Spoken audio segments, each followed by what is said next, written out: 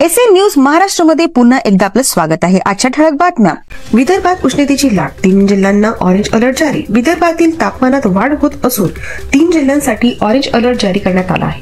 नागरिकांनी आवश्यक ती खबरदारी घ्यावी असे प्रशासनाने आवाहन केले आहे। रायगडच्या वरंधा घाटात एसटी बसचा भीषण अपघात, 15 ते 20 प्रवासी जखमी।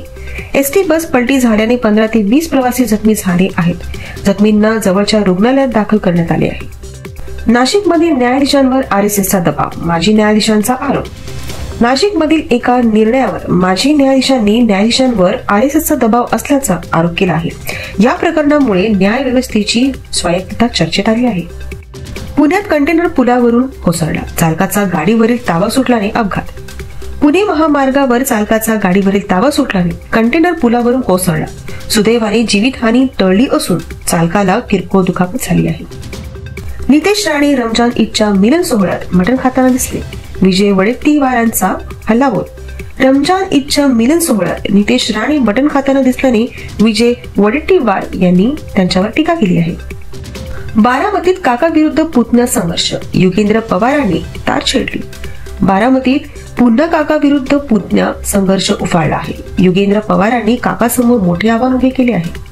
बीडमध्ये शिक्षक धनंजय नागरगोजेंची आत्महत्या, शिक्षक संघटनेची मागणी। बीडमधील शिक्षक धनंजय नागरगोजेंनी आत्महत्या केल्याने शिक्षक संघटनेने या प्रकरणाची सखोल चौकशी करण्याची मागणी केली आहे। मुंबई दुसऱ्यांदा WPL चॅम्पियन, दिल्लीवर विजय मिळवत दुसरी ट्रॉफी जिंकली।